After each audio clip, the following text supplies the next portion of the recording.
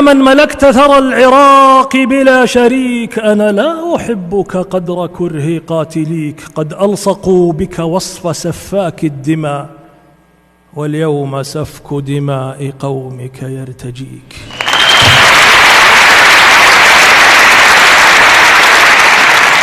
من بدل الأحوال يا حامي الحمى، هل أسقط التمثال صفوة تابعيك؟ هي هكذا الدنيا تبدل جلدها، كعدوك الغازي وكل منافقيك. يا صاحب السلطان كيف أضعته، وعلى ما أصبحت المطارد والدريك؟ من ذا نصدق، عقلنا أم قلبنا؟ من ذا نصدق، كرهنا أم كارهيك؟ هل أوقعوك وأوثقوك بحفرة؟ هل لم تجد أحدا هناك ليفتديك؟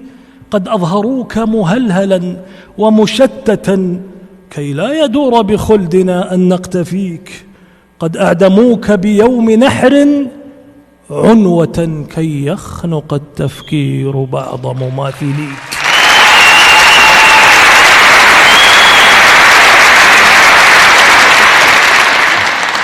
ويح العراق ملازما حجاجه مذ بدء نشأته إلى أن يلتقيك.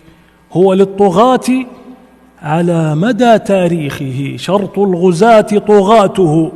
سل سابقيك لهفي عليه تقطعت أوصاله، والحقد مزقه برغبة خالعيك. جاء الغزاة مبررين قدومهم بإزالة الخطر المؤكد والوشيك، فدمار هذا الكون حزت سلاحه، وجميع شر الأرض قد وجدوه فيك. أخفيت أسلحة الدمار لتعتدي ولتبتدي بالأقربين مجاوريك. لهفه على هذا الدمار ووهمه، الآن بتنا نرتضيه ونرتضيك.